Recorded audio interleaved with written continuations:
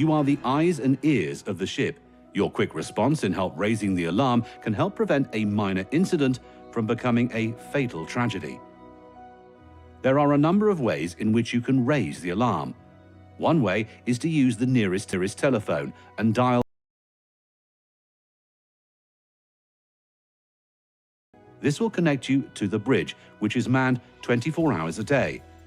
When you call, stay calm and explain who you are, where you are, and what is happening. Don't hang up, as you may be asked questions or be given specific instructions by the officer of the watch. Specialist crew will be sent to assist you. If you cannot contact the bridge by phone, use one of the manual call points which are to be used in emergencies where a telephone is not available.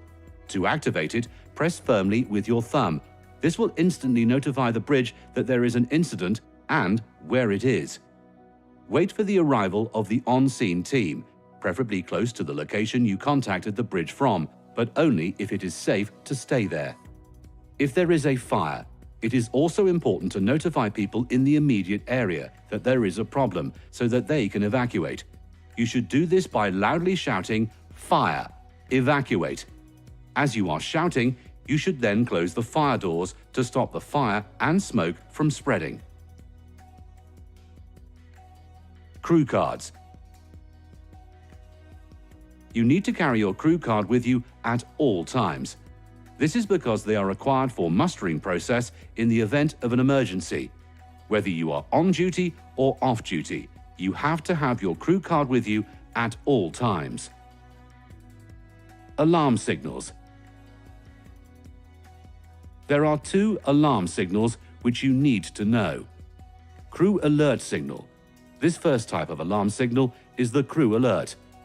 The crew alert is a continuous sounding of the ship's warning system, and it sounds like this.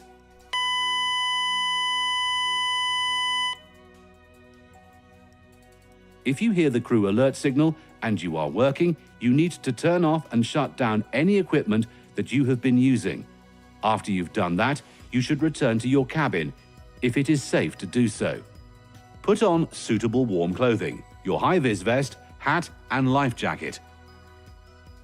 After that, go straight to your emergency station and perform your emergency duties. General emergency signal. The second type of alarm is the general emergency signal, also known as GES. The general emergency signal is 7 short blasts followed by 1 long blast on the ship's warning system, and it sounds like this.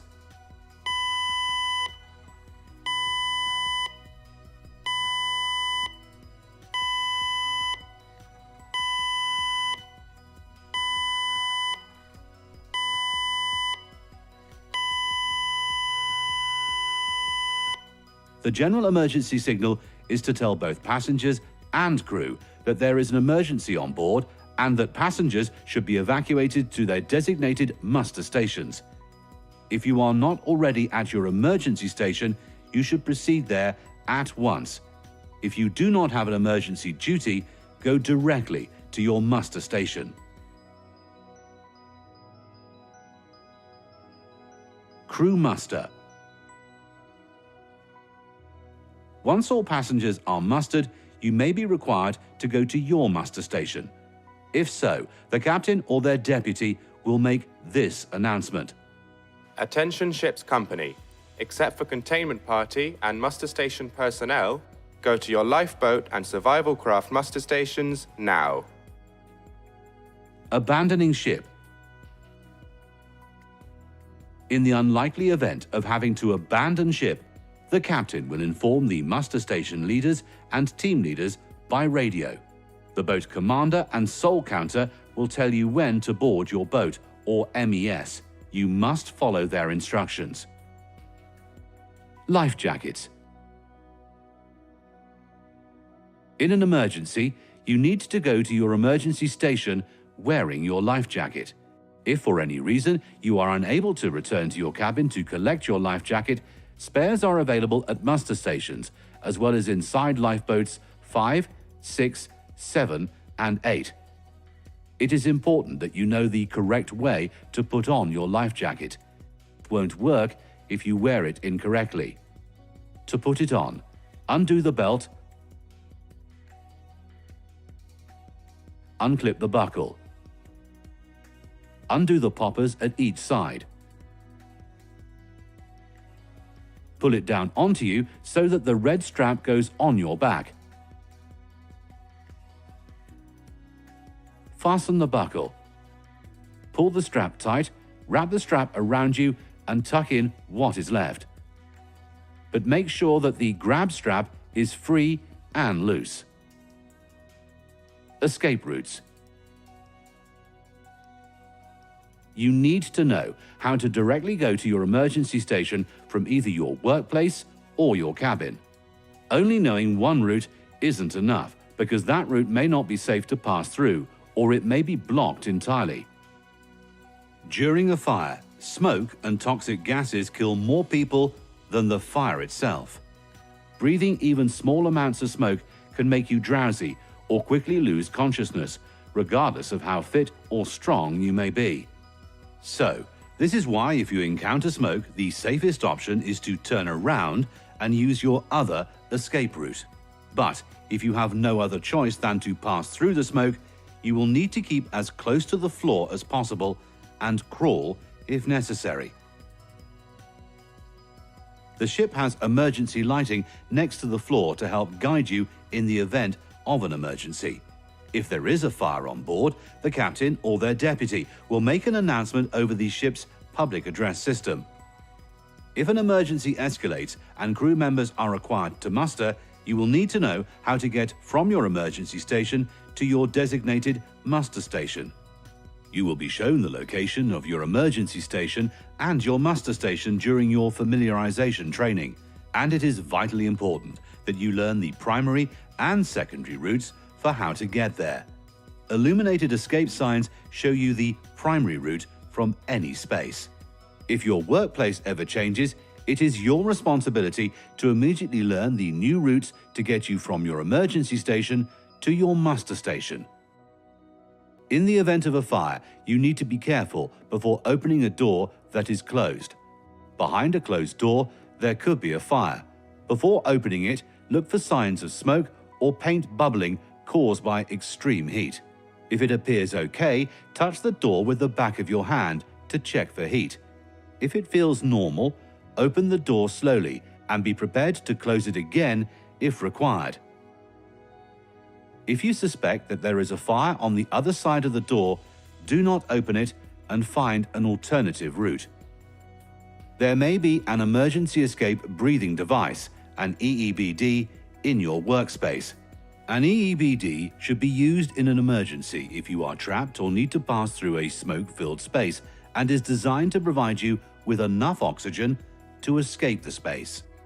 Instructions for using this equipment will be given to you by the safety officer and are also shown on the device.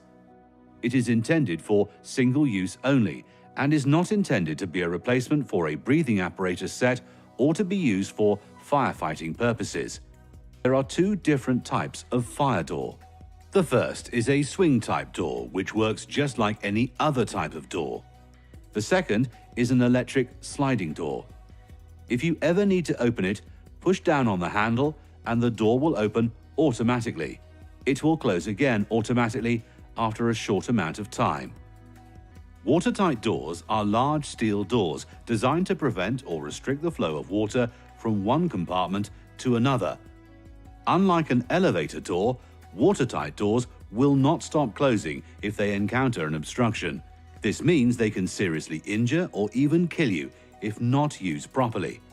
If a watertight door is moving, do not, under any circumstance, attempt to pass through. Unless you have permission from the bridge, watertight doors are not to be opened if they are closed, because it has safety implications for the whole ship and may result in disciplinary action.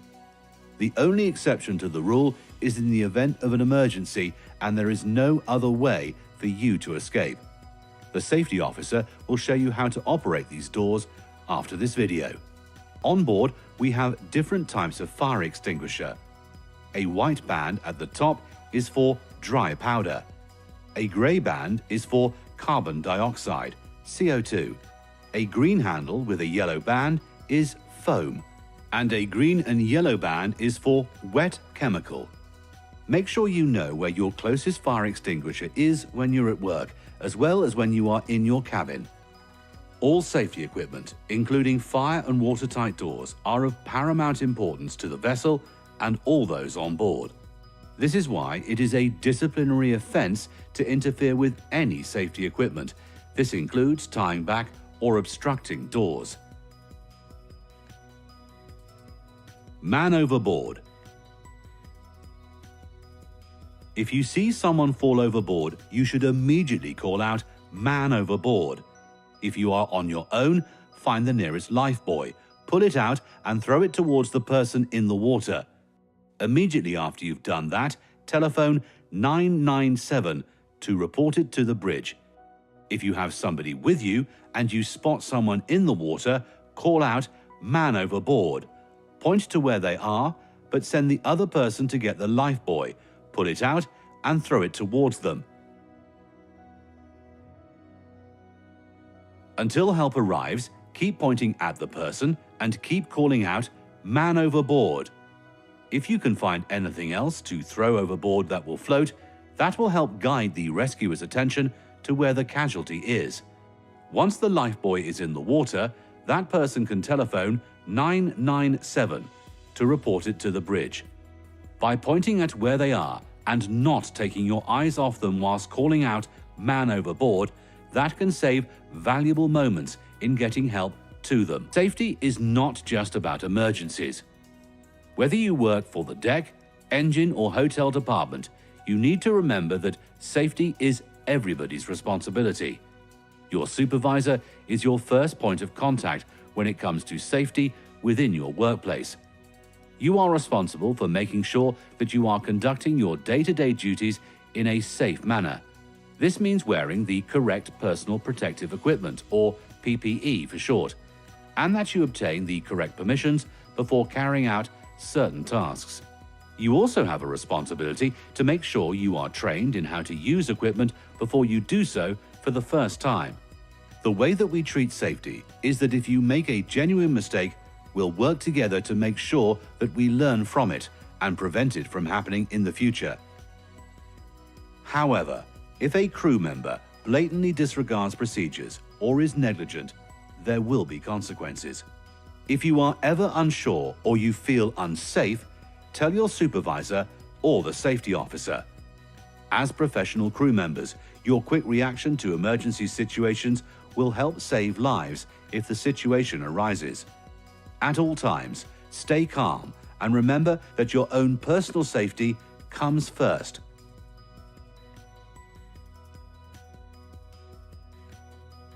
Thank you for paying attention.